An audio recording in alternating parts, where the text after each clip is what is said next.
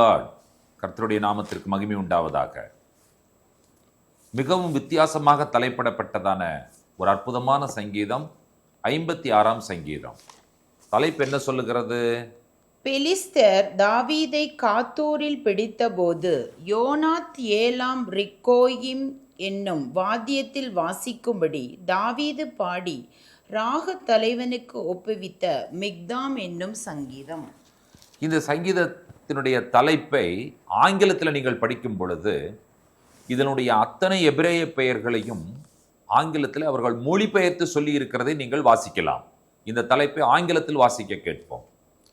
To the choir master, according to the dove on far off terebinths, a mikdam of David, when the Philistines seized him in Gath. அதாவது தலைமை இசைக்கலைஞருக்கு அடுத்தது என்னன்னு கேட்டீங்கன்னு சொன்னால், தூர தேசங்களில் அமைதியான புறா என்று இந்த சங்கீதம் தலைப்பிடப்பட்டிருக்கிறது. பெலிஸ்தியர்கள் என்ன செய்கிறார்கள் என்று சொன்னால், காத்தில் தாவீதை சுற்றி வளைந்து அவரை பிடித்துக் கொள்ளுகிறார்கள். இப்பொழுது அவர் அந்த சூழ்நிலையில் இருக்கும் பொழுது அவர் பாடின மிக்தாம் என்கிற சங்கீதம். மிக்தானா கோல்டு என்று பொருள். மிக்தாம், கீத்தாம் என்று சொன்னால் கோல்டு, மீ ம கித்தாம் அப்படின்னா ஃப்ரம் கோல்டு. இந்த சங்கீதம் பாடப்பட்டதற்கான இசையாக ஒரு இசை அவர்கள் சொல்லுகிறார்கள். தொலைதூர தேசங்களில் அமைதியான புறா, அதுதான் இந்த சங்கீதத்தினுடைய இசை என்று சொல்லி சொல்லப்பட்டிருக்கிறது. இந்த சங்கீதத்தை நீங்கள் கவனிப்பீர்கள் என்று சொன்னால் ரொம்ப அற்புதமான ஒரு சங்கீதமாக, அதாவது பெலிஸ்தீர் எவ்வளவு பெரிய விரோதிகள் என்பது உங்களுக்கு தெரியும். அந்த விரோதிகள் இவரை பிடித்து கொண்டு போய்விடுகிறார்கள். அந்த சூழ்நிலையிலே தூர தேசங்களில் இவர் அமைதியான புறா என்கிறதான அந்த ஒரு டியூன்ல இந்த அற்புதமான சங்கீதத்தை தாவீது எழுதியிருக்கிறார். அப்போ அவருடைய சூழல் என்னன்னு கேட்டீங்கன்னு சொன்னால், பிணை கைதி, ஹாஸ்டேஜ் என்று சொல்லி நாம் எல்லாரும் அறிந்திருக்கிறோம். பெலிஸ்தியர்கள் அவரை காத்தில் சிறைப்பிடிக்கிறார்கள். இதை 1 சாமுவேலின் புஸ்தகம் 21ஆம் அதிகாரம் 10 முதல் 15 வசனங்களில் நீங்கள் இதை வாசிக்கலாம். இது நோபில் உள்ள கூடாரத்திற்கு தாவீது சென்றதற்கும் அதுல்லாமில் தாவீது வந்ததற்கும் இடையிலான காலகட்டத்தை நீங்கள் 1 சாமுவேல் 21 10 முதல் 15 வசனங்களில் பதிவு செய்யப்பட்டுள்ளது. இப்பொழுது இந்த சங்கீதத்தை பொறுத்தவரை ஒரு நிலையான ஆபத்து வரும் பொழுது அந்த சூழ்நிலையிலே நமக்கு இருக்கிற அந்த பயத்தின் மத்தியிலே ஒரு பெரிய நம்பிக்கையை ஏற்படுத்துவதற்காக இந்த சங்கீதம் எழுதப்பட்டிருக்கிறது என்பதை நீங்கள் புரிந்து கொள்ள வேண்டும். சங்கீதத்தினுடைய முதல் வசனத்தை வாசிக்க கேட்போம். தேவனே எனக்கு இரங்கும், மனுஷன் என்னை விழுங்க பார்க்கிறான், நாள்தோறும் போர் செய்து என்னை ஒடுக்குகிறான். கவனித்தீர்களா? தேவனே எனக்கு இரங்கும், என்னை விழுங்க பார்க்கிறான். அதாவது நமக்கு விரோதமாய் வருகிறவர்கள், நம்மை விரோதிக்கிறவர்கள், நம்முடைய சத்துரு நமக்கு எதிராக கோபப்படும் பொழுது அவர்களின் வாய் திறந்திருக்கிறது, அவர்கள் நம்மை விழுங்க பார்க்கிறார்கள் என்று சொல்லி சொல்லப்பட்டிருக்கிறது. சார்ல்ஸ் ஸ்பர்ஜன் என்கிறதான அற்புதமான ஒரு பிரசங்கியார் சொல்லுகிறார், எப்பொழுதெல்லாம் சத்துருவினுடைய வாய் திறந்து அவர்கள் உங்களை விழுங்க பார்க்கிறார்களோ அப்பொழுதெல்லாம் உங்களுடைய வாய் ஆண்டவருக்கு நேராய் ஜெபத்தில் திறக்கட்டும், விண்ணப்பத்தில் திறக்கட்டும். நம்முடைய வாய் மூடி இருந்தால் சத்துருனுடைய வாய் திறக்கப்பட்டு அவன் நம்மை விழுங்கி விடுவான். சத்துருனுடைய வாய் எப்பொழுதெல்லாம் திறக்கிறதோ அப்பொழுதெல்லாம் நம்முடைய வாய் திறக்கப்படும் பொழுது நாம் என்ன செய்கிறோம் என்று சொன்னால், ஜெபத்தில் தேவனிடத்தில் மன்றாடுகிறோம். நம்முடைய வாய் திறக்கப்படும் பொழுது ஆண்டவர் என்ன செய்வார் என்று சொன்னால், சத்துருனுடைய, நம்மை விழுங்க பார்க்கிற சத்துருனுடைய வாயை அவர் மூடுகிறவராய் இருக்கிறார். ஆகையினால சங்கீதக்காரனுடைய இந்த விண்ணப்பத்தை நாமும் அவரோடு கூட சேர்ந்து இந்த காலை வேளையிலே ஏறெடுக்கலாம். தேவனே எனக்கு இரங்கும் என்பதுதான் சங்கீதக்காரனுடைய விண்ணப்பமாய் இருக்கிறது என்று சொல்லி நாம் பார்க்கிறோம். சங்கீதக்காரன் சொல்லுகிறார், நான் பயப்படும் போது உம்மை நம்புவேன். சங்கீதக்காரனுடைய வாழ்க்கை நம் எல்லாருக்கும் வெளிச்சமாக தெரிகிறது. சிங்கத்தையும் கரடியும் கொன்றவன், கோலியாத்தையும் கொன்றவன். இஸ்ரவேலினுடைய அந்த படையில் வெற்றிகரமான ஒரு அழகான இளைஞனாக இருந்தவன். அவன் பயந்திருந்தானா என்று சொல்லி கேட்கும் பொழுது, சிங்கத்தையும் கரடியும் கோலியாத்தையும் பார்த்து அவன் பயப்படவில்லை. ஆனால் அதே சமயத்தில் அவனுக்கும் பயப்படும் நேரங்கள் இருந்தன என்பதை இந்த சங்கீதத்தின் மூலமாக நாம் தெரிந்து கொள்கிறோம். அந்த பயப்படுகிற சூழ்நிலையிலும் கூட தேவனின் மீதான தன்னுடைய நம்பிக்கையை தைரியமாய் அறிக்கை செய்கிறதை நீங்கள் கவனிக்கிறீர்கள். அந்த பயம், அவனிடத்தில் இருக்கிற அந்த பயம், கர்த்தர் மேலே நம்பிக்கை வைக்கும் பொழுது அந்த பயத்தினால் அவன் பாதிக்கப்படுவதில்லை என்பதையும் அவன் அறிக்கை செய்கிறதை நீங்கள் கவனிக்கிறீர்கள். அவர் பயந்தார்.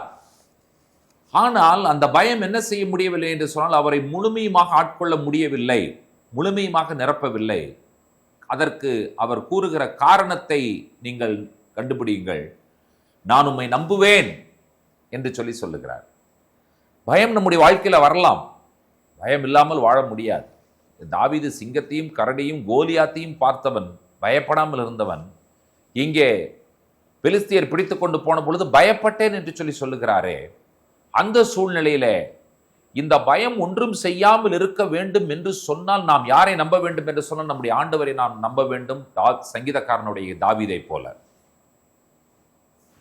அதைத்தான் சொல்லுகிறான், நான் பயப்படுகிற நாளில் உம்மை நம்புவேன். நம்முடைய சூழ்நிலைகள் நம்மைக்கு பயத்தை கொடுக்கலாம். எவ்வளவு பெரிய தைரியசாலியாக இருந்தாலும் பயப்படக்கூடிய ஒரு சூழ்நிலை வரலாம். ஆனால் அந்த சூழ்நிலையில் நாம் யாரை நம்ப வேண்டும் என்று சொன்னால், கர்த்தரை நம்புகிறவர்களாய் நாம் இருக்க வேண்டும் என்று சங்கீதக்காரன் நல்ல ஒரு அழகான ஒரு விஷயத்தை நமக்கு சொல்லுகிறார். இந்த விஷயம் நம்ம கையில் கிடைக்கிறது என்று சொன்னால், இது என்னன்னு கேட்டீங்கன்னு சொன்னால், this is more than a cold. அதனால தான் இந்த சங்கீதத்துக்கு மிக்தாம் என்று பெயர். கோல்டு, மிக்தாம்னா கோல்டு என்று அர்த்தம் என்பதை நாம் அறிந்திருக்கிறோம். இந்த பயப்படுகிற சூழ்நிலையில் சங்கீதக்காரன் சொல்லுகிற வார்த்தைகளை 4வது வசனத்திலே கவனியுங்கள். தேவனை முன்னிட்டு அவருடைய வார்த்தையை புகழுவேன். தேவனை நம்பி இருக்கிறேன், நான் பயப்படேன். மாம்சமானவன் எனக்கு என்ன செய்வான்? தேவனை முன்னிட்டு அவருடைய வார்த்தையை புகழுவேன். பயப்படுகிற நாள்ல கர்த்தரை நம்புவேன்னு சொன்னார்ல, இந்த கர்த்தரை நம்புகிற விஷயத்தை அவர் விளக்குகிறார். நம்புறதுனா என்ன, நம்புவது என்பது என்ன என்பதை அவர் சொல்லுகிறார். அவருடைய வார்த்தையை புகழுவது அவரை நம்புவது. நான் பயப்படேன் என்று சொல்லுகிறார். எனக்கு பயம் வந்த சூழ்நிலையில் ஆண்டவரை நம்புவேன். ஆண்டவரை நம்புவது என்பது ஆண்டவருடைய வார்த்தையை புகழ்வது, அதாவது ஆண்டவருடைய வார்த்தைகளை அறிக்கை செய்வது. பயப்படுகிற சூழ்நிலை வரும்பொழுது நாம் செய்ய வேண்டிய வேலை என்னவென்று சொன்னால், கர்த்தர் நமக்கு கொடுத்திருக்கிற எல்லா வாக்குறுதிகளையும் நாம் நினைத்து அதை ஸ்தோத்தரித்து அந்த வார்த்தைகளை புகழ்ந்து அந்த வார்த்தைகளை ஆராதிப்பதுதான் பயத்திலிருந்து நாம் வெளியே வருவதற்கான அற்புதமான ஒரு சூழ்நிலை, அற்புதமான ஒரு வாய்ப்பு என்பதை நான் உங்களுக்கு சொல்லிக்கொள்ள விரும்புகிறேன். பிரியமான தேவனுடைய பிள்ளைகளே, 10வது வசனத்தை வாசியுங்கள். தேவனை முன்னிட்டு அவருடைய வார்த்தையை புகழுவேன், கர்த்தரை முன்னிட்டு அவருடைய வார்த்தையை புகழுவேன். இதுதாங்க நம்ம செய்யணும். அவர் ஒரு கோல்டை நம்ம கையில கொடுத்திருக்கிறார், மிக்தாம். அது என்ன கோல்டு? நான் பயப்படுகிற சூழ்நிலையிலே தேவனுடைய வார்த்தையை புகழுவேன் என்று சொல்லுகிற விஷயத்தை நமக்கு கற்றுக் கொடுத்திருக்கிறார். ஆகையினால் அவர் சொல்லுகிற விஷயத்தை நீங்கள் கவனமாய் கவனியுங்கள். தேவனை நம்பி இருக்கிறேன், நான் பயப்படேன். மனுஷன் எனக்கு என்ன செய்வான் என்று சொல்லிவிட்டார். பயப்படுகிறீர்களா? எதற்குமே பயப்படாதவர்களா இருந்தவர்கள் கூட நீங்கள் பயப்படுகிறீர்களா? சிங்கத்தையும் கரடியும் கோலியாத்தையும் பார்த்த தாவீது, பயப்படாத தாவீது பயந்தாரே.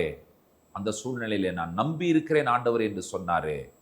நீங்களும் நானும் கர்த்தரை நம்ப வேண்டும் என்கிற ஒரு தங்கமான விஷயத்தை இன்றைக்கு தாவீது நமக்கு கற்றுக் கொடுத்திருக்கிறார். அந்த கர்த்தரை நம்புவது என்பது அவருடைய வார்த்தையை புகழுவது. இந்த காலை வேளையில நாம் ஒரு தீர்மானம் எடுக்கலாம். நான் ஒவ்வொரு நாளும் தேவனுடைய வார்த்தையை புகழுவேன். சொல்லுவீங்களா? தேவனுடைய வார்த்தையை புகழுவது என்பது என்ன? அவருடைய வார்த்தையை படித்து அவரை பற்றி சொல்ல வேண்டும். ஆண்டவரே, நீர் வாக்கு பண்ணின தேவன், வாக்கு மாறாதவர் என்பதை நாம் அறிக்கை செய்யும் பொழுது அந்த வார்த்தை நம்மை அரணாக இருந்து பாதுகாக்கிறது. பெலிஸ்தியர் தாவீதிற்கு என்ன செய்ய முடிந்தது? ஒன்றுமே செய்ய முடியவில்லை. காரணம் என்ன? அவரை பிடித்த பொழுது அவருடைய வார்த்தை அவர் புகழ்ந்து கொண்டே இருந்தார். அவருடைய வார்த்தை அவரை பாதுகாத்துக் கொண்டது. நாமும் இந்த கால வேளையில ஒன்றை கற்றுக்கொள்ளுகிறோம். நாம் கற்றுக்கொண்ட இந்த விஷயம், தாவீது நமக்கு கற்றுக் கொடுத்த விஷயம் விலை மதிப்பெற்றது, தங்கத்தை விட விலையேற பெற்றது. அது என்ன? எனக்கு பயம் வரும் சூழ்நிலை எப்பொழுது இருந்தாலும் நான் அவருடைய வார்த்தையை நம்புவேன், அவருடைய வார்த்தையை புகழ்வேன்.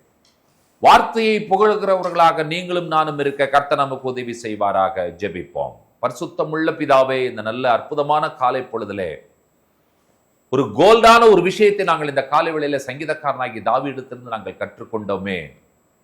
எவ்வளவு பெரிய பரம விரோதிகள், எதிரிகள், பெலிஸ்தியர்.